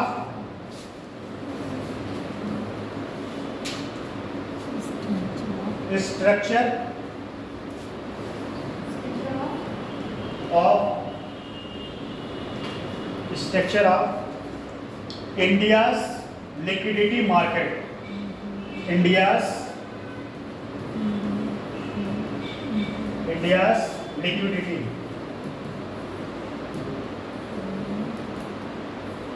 liquidity market। ये 2 टाइप का होता है, structure of liquidity, India liquidity market. एक होता है प्राथमिक, एक होता है द्वितीयक। एक होता है प्राथमिक, प्राथमिक बाजार, बाजार एक होता है द्वितीयक बाजार, द्वितीयक बाजार एक होता है प्राथमिक बाजार, एक होता है द्वितीयक बाजार। प्राथमिक बाजार में देखो कौन कौन से होते हैं। पहला होता है आईपीओ, एफपीओ, समझ लो आईपीओ पूछा है, बहुत बार पूछा है एग्जाम में। IPO, FPO, OFS, OFS. एक बात ध्यान देना, ये सारे स्टेप किसमें किया जाते हैं? प्राथमिक मार्केट में। और द्वितीयक मार्केट में क्या होता है? द्वितीयक मार्केट में स्टॉक एक्सचेंज आते हैं। क्या आते हैं? Stock exchange, stock exchange. और स्टॉक एक्सचेंज में जैसा कि आप लोगों को पता होगा बीएससी, बीएससी और बीएससी और एक है एन निफ्टी, जिसको बोलते हैं निफ्टी। बीएससी में टोटल 30 कंपनियां हैं। कितनी हैं? अभी इसी बार प्रीलिम्स में पूछा हुआ क्वेश्चन, इसी बार प्रीलिम्स में पूछा था कि बीएससी में कितनी कंपनियां। वैसे कंपनियां तो बहुत रजिस्टर्ड है, लेकिन टोटल जो जिन कंपनियों के हिसाब से शेयर मार्केट को दिखाया जाता है कि शेयर मार्केट बढ़ रहा है घट रहा है, वो ऊपर से 30 कंपनियां हैं, जो 30 कंपनियां टॉप। और निफ्टी में टोटल कितनी है? निफ्टी में 50 कंपनी। ठीक है, तो पहले यहाँ वाली बात समझते हैं। आईपीओ, एफपीओ और ओपीओ दो मार्केट होता है, एक प्राथमिक मार्केट, एक द्वितीयक मार्केट। द्वितीयक मार्केट में बीएससी, एनएफटी ये सब हो गया, जो जिसमें मार्केट में लोग शेयर मार्केट में पैसा लगाते हैं। क्या लगाते हैं? नहीं, Bombay stock exchange, Bombay stock exchange, BSE होगा, सी नहीं, हाँ बीएसई। हाँ वो उसको निफ्टी बोलते हैं, निफ्टी, नेशनल, हाँ नेशनल स्टॉक एक्सचेंज। और एक बात और बता दें, बीएससी के लिए, बीएससी पूरे एशिया का सबसे पुराना स्टॉक एक्सचेंज। बीएससी जो है एशिया का सबसे पुराना, अभी वहाँ आएंगे, पहले तो इसको समझते हैं। बीएससी में शेयर मार्केट में पैसा लगता है, जबकि ये प्राथमिक बाजार में क्या होता है कि यहाँ पे जो है बॉन्ड को निकाला जाता है, इसमें शेयर धारक लोगों को बनाया जाता है। आईपीओ का मतलब क्या होता है? इसको बोलते हैं इनर्शियल परफॉर्मिंग ऑफर। लिख लो। ये आपने लिखा है बीएससी, क्या लिखा है? एक बीएससी है, एक एनएफटी है, निफ्टी। अभी लिखवा देंगे उसको secondary market. Inertial public offer इसका होता है, inertial public offer, inertial public offer IPO का फुल फॉर्म है। और ये पूछा होगा इनर्शियल पब्लिक ऑफर, समझते हैं इनर्शियल पब्लिक ऑफर क्या है? आईपीओ देखो लिख लिए, समझने के लिए तैयार हो। इनर्शियल पब्लिक ऑफर क्या होता है? आईपीओ क्या होता है? जब कोई कंपनी पहली बार अपना शेयर निकालती है, जब कोई कंपनी पहली बार अपना शेयर निकालती है तो उसको क्या बोलते हैं? आईपीओ बोलते हैं। क्या बोलते हैं? आईपीओ। अभी हाल ही में जो है एक कंपनी के बारे में मैंने एक दिन जिक्र किया था, फिजिक्स वाला, जो अपना आईपीओ निकालने वाला है। आईपीओ अभी तक वो आईपीओ नहीं निकाला था, ठीक है, अभी तक उसने अपना जो है आईपीओ नहीं निकाला था, अब वो आईपीओ निकालने वाला है। और आईपीओ में सबसे पहले, सबसे फिर से ध्यान दीजिएगा, कोई कंपनी जब सबसे पहला आईपीओ निकालती है, जब कंपनी स्टैब्लिश हुई, कंपनी तो बहुत पहले से स्टैब्लिश हो गई, जब वो पहली बार शेयर मार्केट से अपना आईपीओ निकालता है, उसी को बोलते हैं इनर्शियल पब्लिक ऑफर। और उसमें शेयर धारक को क्या करता है? उसके बदले में उसको लाभ देता है, उसमें शेयर को अपने बेचता है, परचेज करता है। 10%, 20%, 30% शेयर कंपनी क्या करता है? अपना बेचता है। और बेचता क्यों है? क्योंकि उसको पैसे की जरूरत होती है। अब वो शेयर कोई क्यों खरीदेगा? शेयर खरीदता है तो उसके 1 साल बाद, 2 साल बाद जब भी कंपनी फिर से वो शेयर अपना खरीदती है, तो उसके बदले में उसको, उस कंपनी को, जो कंपनी होता है वो उसको लाभ देती है। नहीं समझ, फिर से समझ। जब कोई कंपनी पहली बार शेयर मार्केट से आईपीओ निकालता है, फर्स्ट बार, ध्यान दीजिए, फर्स्ट बार कंपनी स्टैब्लिश हो गई, पहली बार जब उसको पैसे की जरूरत होती है, जब वह पहली बार शेयर मार्केट में पैसा के लिए आईपीओ निकालता है, उसी को बोलते हैं inertial public offer. Inertial public offer, उसमें कंपनी क्या करता है, अपने शेयरों को क्या करता है, बेचता है, शेयरों को बेचता है, और फिर 1 साल या 6 महीने या 7 महीने बाद उस शेयर को फिर से पुनः खरीदेगा, या नहीं खरीद पाता है तो अपने कंपनी का लाभ का उस व्यक्ति को पैसा मिले, अपने कंपनी के लाभ का उस व्यक्ति को पैसा मिले। समझ में आया कि नहीं? समझ में आया कि नहीं? आईपीओ समझना है? चेहरा उतना उतना होगा, लगता है कि नहीं समझ में आया? क्या समझ में आया? नहीं समझ में, नहीं समझ। आईपीओ सबसे पहले मार्केट में कब आता है, जब कोई कंपनी, फिर से समझ, मान लो ए नाम की कोई कंपनी है, ठीक, और वह कंपनी पहली बार शेयर मार्केट में रजिस्टर्ड है, पहली बार शेयर मार्केट में रजिस्टर्ड है, और जब पहली बार वो अपनी शेयर को बेचता है तो उसे क्या बोलते हैं, आईपीओ, पहली बार। और उसका फुल फॉर्म क्या है, पब्लिक इनर्शियल ऑफर है, सर, इनर्शियल पब्लिक ऑफर। बात समझ में? कंपनी अपना शेयर बेचती है 10%, 20%। अच्छा, बेचती क्यों? क्योंकि उसको और पैसे की जरूरत होती है, उस पैसे से क्या करती है, अपने कंपनी को और बढ़ाती है, कंपनी को बढ़ाती है। जब उसका लाभ होता है तो फिर वह शेयर को क्या करती है, खरीदना शुरू करती है। ठीक है, जैसे आपको मान लो 10% का शेयर बेच दिए हो, लेकिन जब उसको लाभ हो गया तो वो जितना शेयर बेची है वो आपसे खरीद। समझ में आया कि नहीं? कोई डाउट? अब एफपीओ क्या होता है, ये बात समझने की बात। एफपीओ क्या है? एफपीओ का फुल फॉर्म देखो, एफपीओ का फुल फॉर्म है फॉलो ऑन फ्यूचर पब्लिक, या ऐसे लिख लो future public offer, future public offer, FPO का future public offer, future public offer.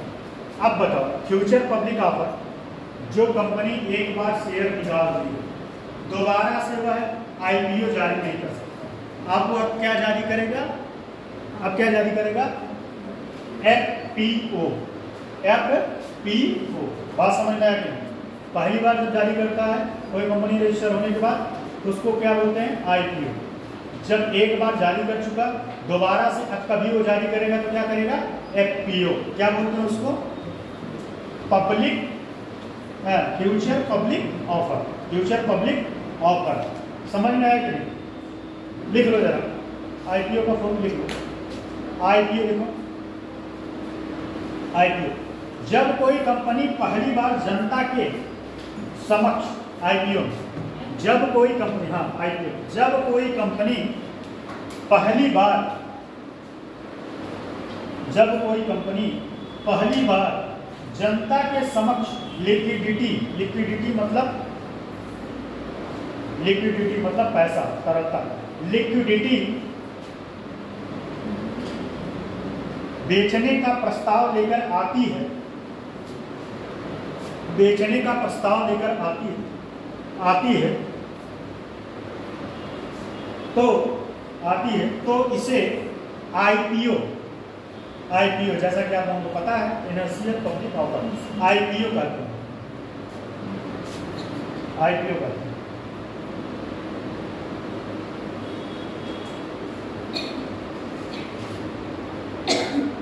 फिर अब लिखेगा एफपीओ, एफपीओ लिखेगा आईपीओ के बाद, एफपीओ, आईपीओ के बाद, आईपीओ के बाद में कंपनी के द्वारा लिक्विडिटी, आईपीओ के बाद में कंपनी के द्वारा लिक्विडिटी, आईपीओ के बाद में कंपनी के द्वारा लिक्विडिटी बेचने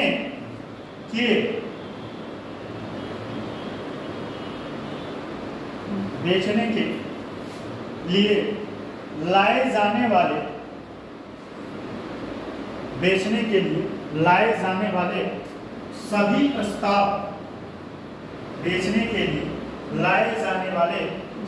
प्रस्ताव एफपीओ कहलाते हैं। एफपीओ कहलाते हैं, ठीक है, एफपीओ कहलाते हैं। ठीक है, समझ में आ गया। एक होता है राइट इशू। राइट इशू क्या होता है? राइट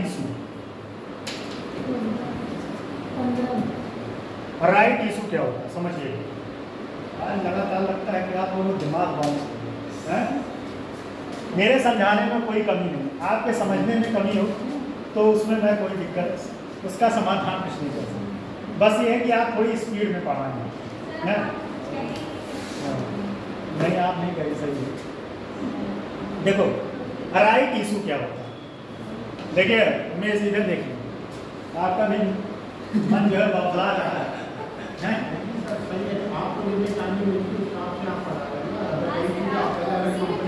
कंपनी कैसे बनती है, जैसे पहले कंपनी बता तो कंपनी कैसे बनती है, 5 से तैयार होता है, तब मतलब शेयर जब जारी होता है तब कंपनी में जाता है। तो पहले तक आपको पता नहीं है। अच्छा, मतलब हम जो है चीज़ें छोड़ आपको उसमें टाइमिंग नहीं है, आपको चीज़ें क्या क्या है, मुझे लाइन टू लाइन पता है कि किसके लिए क्या क्या है। अब यहाँ क्या है कि आपको कवर करना है सब, ठीक है। अब पता चले मैं कंपनी के बारे में बता रहा तो ये आईपीओ जो है आपका सर, अब सब देखिए इम्पोर्टेंट आपके लिए कंपनी नहीं, इम्पोर्टेंट है आपके लिए आईपीओ और एफपीओ, ठीक है। ऐसा नहीं है कि मैं चीज़ें जो है छोड़ता हूँ जानबूझ। समस्या ये है, देखो मेरे लिए नहीं, कोई भी टीचर के लिए यहाँ ये पता नहीं मतलब किस तरीके से सिलेबस को डिज़ाइन किया गया, मुझे यही बात समझ। जिस टॉपिक में टाइम कम देना चाहिए उसमें ज़्यादा टाइम दिया जाए, जिस टॉपिक में टाइम कम देना चाहिए उसमें जो है आपको समस्या क्रिएट करती है। तो प्रयास मेरा पूरा रहेगा कि आपको समझाने के लिए। अब देखिए राइट इशू क्या है। देखो ये सब सारे टर्मिनोलॉजी जो है मैं समझा दे रहा हूँ, जब आप किताबें पढ़ेंगे। देखो एक बात और बताए, आप लोगों को याद होगा एक बार अक्षय सर ने क्या बोला, अभ्युदय कोचिंग आपकी पूरी तैयारी के लिए जिम्मेदार है, ठीक है। ये उसके एसओपी में लिखा हुआ है। आप खुद सोचो, आप कोई भी टीचर क्या 35 से 40 दिन में कोई सब्जेक्ट कंप्लीट कर पाएगा? आप खुद सोचो। वो एक आपको रोड मॉडल देता है कि आपको पढ़ना किस तरीके से। अब जैसे मैं क्या है, मैंने आपको सारा प्राथमिक जो मनी मार्केट है, मैंने सारा चीज़ आपको बता दी। अब आप जब किताब पढ़ेंगे तो आपको ये नहीं लगेगा कि आईपीओ क्या होता है, एफपीओ क्या होता है, राइट इशू क्या होता है। आपको ये सब सारी चीज़ें लगेगा कि सुने हुए हैं, पढ़े हुए हैं। तो देखो कोई भी टीचर कम से कम 70% काम करता है, 30% काम आपको स्वयं करना है, तभी सिलेक्शन होगा। 70% आप सोचिए टीचर 100% काम करे तो वो नहीं कर पाएगा, क्योंकि चीज़ें सीमित है, लेक्चर भी सीमित है, तो मजबूरी ये होता है, ठीक है। तो हमारा प्रयास तब भी रहता है कि मैं कितना समझा दूँ, मेरा प्रयास क्या हुआ, मेरा प्रयास तब भी रहता है कि मैं कितना तब भी अच्छे तरीके से समझा दूँ। चलो राइट इशू आते हैं। राइट इशू क्या होता है, जैसे आईपीओ समझ में आ गया, एफपीओ समझ में आ गया, अब आता है जैसे कंपनी के बारे में थोड़ा बता दें क्या, जैसे और लोग ना समझ में आए। उमेश जी जो बात बोले, क्या मैं उसके बारे में थोड़ा सा जिक्र कर दूँ क्या आप हैं? देखो ये सारे टूल्स कब निकलते हैं जब कोई कंपनी इस्टेब्लिश किया जाता है, ठीक है। जब कंपनी खड़ा करने के पीछे 3 चीज़ की जरूरत है। देखो पहले तो उसको चाहिए लैंड, फिर लेबर, फिर कैपिटल। कोई भी कंपनी खड़ा करने के लिए क्या चाहिए? लैंड, लेबर और कैपिटल। लैंड तो उसने मान लो मार्केट से परचेज कर लिया किसी का जरूर, लेबर हायर कर दिया, लेबर मतलब जो काम करने वाला। अब उसके पास आता है कैपिटल, कि कैपिटल कहाँ से। अब वो कैपिटल लाने के लिए क्या करता है कि वो लोगों को ऑफर देता है, लोगों को ऑफर देता है कि आप हमारी कंपनी में आए और पैसा इन्वेस्ट करें, जब मुझे आमदनी लाभ होगा तो उसके बदले में आपको लाभ दूंगा। जैसे फॉर एग्जांपल आप कोई आलू का चिप्स लगाते हैं, ठीक है, कोई चिप्स या कोई कोल्ड ड्रिंक की कंपनी लगाते हैं, ठीक है। कोई कोल्ड ड्रिंक की कंपनी लगाने के लिए सबसे पहले आपको क्या चाहिए, जमीन, लैंड। नहीं पता चले आसमान में तो लगाएंगे, जमीन मिल गया, अब आप उस पर इंफ्रास्ट्रक्चर खड़ा करेंगे, इंफ्रास्ट्रक्चर हो गया, फिर आपको क्या चाहिए, लेबर, लेबर। और अगर इन सारे चीज़ों में देखा जाए तो सबसे इंपॉर्टेंट है कैपिटल, पैसा होना चाहिए। जब पैसे नहीं रहेगा तो लैंड कहाँ से आएगा और लेबर कहाँ से आएगा। तो सबसे इंपॉर्टेंट चीज़ है कैपिटल। कैपिटल रहेगा तो आप लैंड परचेज करेंगे, फिर उसके बाद इंफ्रास्ट्रक्चर खड़ा करके, आप समझा रहे हैं तो देखो समझ नहीं आ रहा, इंफ्रास्ट्रक्चर खड़ा करेंगे, फिर उसके बाद लेबर, ये सारी चीज़ होगी। अब कैपिटल के लिए वो आएगा, क्या करेगा, जैसे फिजिक्स वाला पहले अपना शेयर मार्केट में नहीं आया, पहले उसने अपना बिजनेस किया, लेकिन उसको लगा कि अब मुझे अपने बिजनेस को और बढ़ाना है, तो वो क्या किया, शेयर मार्केट में रजिस्टर्ड, शेयर मार्केट में आके रजिस्टर्ड। और उसने कहा, फिजिक्स वाले ने कहा कि अब जो है मैं अपना शेयर निकालूंगा, अपना आईपीओ निकालूंगा, क्योंकि वो पहली बार इसमें रजिस्टर हुआ आईपीओ का, मतलब शेयर मार्केट। और मैंने बताया जब सबसे पहली बार कोई रजिस्टर्ड होगा तो क्या निकालेगा, आईपीओ निकालेगा और अपनी कंपनी का शेयर बेचता। शेयर बेचने से उसको पैसा धन मिलेगा और उस धन से अपने कंपनी को और बढ़ाएगा, और जब बढ़ाएगा उसके बदले में जो लाभ मिलेगा वो अपने शेयर धारक को क्या करेगा, देगा। अब बात समझ में आएगी, मैं छोड़ा नहीं, मुझे पता है।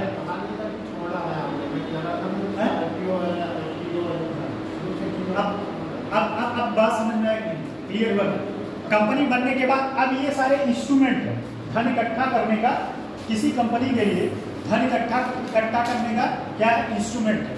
तो सबसे पहले उसने निकाला आईपीओ, दूसरी बार क्या निकाला, एफपीओ। और एफपीओ जब एक बार आईपीओ निकाल दो, दोबारा से क्या निकाले, आईपीओ नहीं निकाल सकते। अब क्या निकालेंगे, एफपीओ। एफपीओ का फुल फॉर्म क्या बताए थे, future public offer, future public offer. और वह भविष्य में क्या करेंगे, आप उसको परचेज करके पैसा कमाएंगे या शेयर का लाभ, ये समझना क्या। तीसरा चीज है राइट इशू, ये सबसे अलग है। राइट इशू क्या होता है, जो कंपनी के पहले से शेयर धारक होते हैं, पहले से शेयर धारक होते हैं। फिर से समझिए, कोई कंपनी के जो सबसे पहले से शेयर धारक है वो क्या करता है, जब राइट इशू क्या होता है, सबसे पहले वह इन्हीं के लिए निकालता है। किसके लिए, राइट इशू के तहत सबसे पहले कोई भी शेयर खरीदने का हक किसके पास होता है, सबसे पुराने शेयर धारक के पास, जो उसके पास पहले से मौजूद है। बात समझ में आ रहा है कि नहीं। राइट इशू क्या होगा, राइट इशू जो कंपनी में सबसे पहले से शेयर धारक हैं उनको खरीदने का अधिकार होता है। राइट मतलब अधिकार। बात समझ में आया कि नहीं, समझ में आ गया, कोई दिक्कत। अब आता है क्या हुआ, कोई दिक्कत। देखो अब ये सब सारी चीज किसमें किए जाते हैं, प्राथमिक क्षेत्र, ठीक है। सेकेंडरी ये आ गया शेयर मार्केट। शेयर मार्केट आप देखते हैं, शेयर मार्केट धड़ाम से गिर जाता है फिर ऊपर उठ जाता है। कभी आपने सोचा क्यों, क्यों होता है, क्या होता है। हाँ, जैसे ही आपके देश, जैसे ही आपका देश जो है लॉस में चलता है, जो शेयर धारक होते हैं अपना धीरे धीरे शेयर पैसा निकालना शुरू कर देते हैं, तो कंपनी धीरे से क्या करता है, शेयर मार्केट धीरे से कोलैप्स कर जाता है। और फिर से याद रखिए, तीसरे में पूछा हुआ क्वेश्चन है, बीएससी में टोटल कितने कंपनी है, 30। ऐसे कहने के लिए तो बहुत सारी कंपनियां रजिस्टर हैं, जो ऊपर से 30 कंपनियां हैं, उन्हीं के आधार पर जो है ये अपना सेंसेक्स निकालते हैं। क्या निकालते हैं, सेंसेक्स निकालते हैं। और एनईएफटी में, सॉरी निफ्टी, टोटल निफ्टी से नाम ही से फिक्स है, निफ्टी 50, निफ्टी 50, ऐसे याद रखिए। तो अगर पूछ ले कभी कि निफ्टी में टोटल कितनी कंपनियां हैं, कंपनियां बहुत ज़्यादा हैं, ये 50 कंपनियों के आधार पे ही ये अपना सेंसेक्स निकालते हैं। बात समझ में आया कि नहीं? तो प्राथमिक मार्केट में क्या होता है? आईपीओ, एफपीओ, ओपीएस और राइट इशू, ठीक है। और सेकेंडरी मार्केट में क्या होता है? शेयर मार्केट होता है, जहां ऑनलाइन माध्यम से आप भी शेयर खरीद सकते हैं, ठीक है। अपने मोबाइल से बहुत सारे स्टॉक खरीदते हैं, पता ही नहीं, स्टॉक बहुत सारे लोग खरीदते हैं, म्यूचुअल फंड में पैसा लगाते हैं और उनको फायदा है और नुकसान भी है। एक आए जो है आपको बहुत पैसा मिल सकता है और एक आए नुकसान भी हो सकता है। अब हाँ, अब एक है, अच्छा हाँ, एक छोड़ दीजिए, आप बताए। देखो, ऑफर फॉर द सेल लिख लो, ऑफर फॉर द सेल यह जो है एक दिन के लिए निकाला जाता है। कितने दिन के लिए? ऑफर फॉर सेल यह जो है एक सीमित समय के लिए निकाला जाता है और इसमें बहुत तेजी के साथ फायदा हो जाता है, लेकिन इसमें आपको निगाह गड़ा के आपने अपने सिस्टम पे बैठना पड़ता है। कौन सी कंपनी जो है OFS निकाली, और जब ही निकालती है एक दिन के लिए तुरंत लोग खरीद के बेच देते हैं, तुरंत लोग खरीद के बेच देते हैं, उसमें लाभ ज़्यादा हो जाता है। पता चले आपने 10,000 खरीदा, 15,000 में बिक गया, 14,000 में बिक गया, 12,000 में बिक गया, तो एक ही दिन के लिए निकाला जाता है। बात समझ में आई कि नहीं है? अब ये समझ में आ गया तो अगला आता है मसाला बॉन्ड।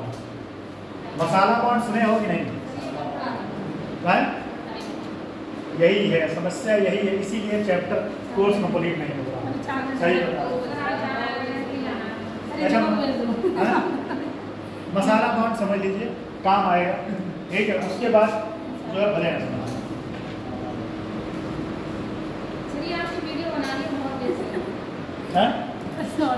हमारा वीडियो बना, क्यों हमारा वीडियो बना तो ये वीडियो है नहीं सर, मैं इस पे आपका सवाल नहीं। हमारा वीडियो क्या बनाना? चलो वीडियो मत बनाया करो, इस पे है, ठीक है, उससे मुझे डिस्टर्बेंस होने लगेगी। चलो मसाला बांड, ठीक है। मसाला बांड क्या होता है? नहीं पढ़ने में बताओ क्या कह रहे हो आप? टाइम कितना हुआ? 27। मसाला बांड एक टॉपिक समझ लो बस, है। देखो मसाला बांड में क्या होता है, ये अपने पैसे में खरीदा और बेचा किसी दूसरे देश में आप अपने पैसे में क्या करते हैं? बॉन्ड को खरीदते या बेचते हैं। बात समझ में? ऐसे क्या होता है, किसी दूसरे देश में आप उस देश की मुद्रा में खरीदते हैं। अगर आप अमेरिका में गए तो डॉलर में, यूरोप में गए तो यूरो में, जापान में गए तो वहाँ की जो मुद्रा है, या चाइना में गए तो येन में, ठीक है। लेकिन मसाला बॉन्ड में क्या होता है कि आप अपने मुद्रा में किसी दूसरे देशों में आप खरीदते या बेचते हैं, इससे फायदा होता है। आपके अपने मुद्रा का प्रमोशन होता है। क्या होता है? आपके खुद के मुद्रा का प्रमोशन होता है और उससे आपके मुद्रा का वर्चस्व बढ़ता है और आने वाले समय में हो सकता है कि वह भी इंटरनेशनल मनी बने। भारत इसके लिए बहुत ज़्यादा प्रयास में है कि भारत के पैसे को भी इंटरनेशनल मुद्रा का करार दिया जाए, लेकिन अभी भारत में ऐसी चीज़ें हो नहीं पा रही, ठीक है। तो कल ये टॉपिक कंप्लीट हो गया, मसाला मतलब मनी मार्केट। अब आता है राजकोषीय नीति। परसों राजकोषीय नीति कंप्लीट, उसके बाद 2-3 टॉपिक और है, 4 टॉपिक इंपॉर्टेंट टॉपिक आपके खत्म। इकोनॉमिक्स का मेरे हिसाब से जितना इंपॉर्टेंट था मैंने सब कवर किया। एक मिनट वीडियो बना,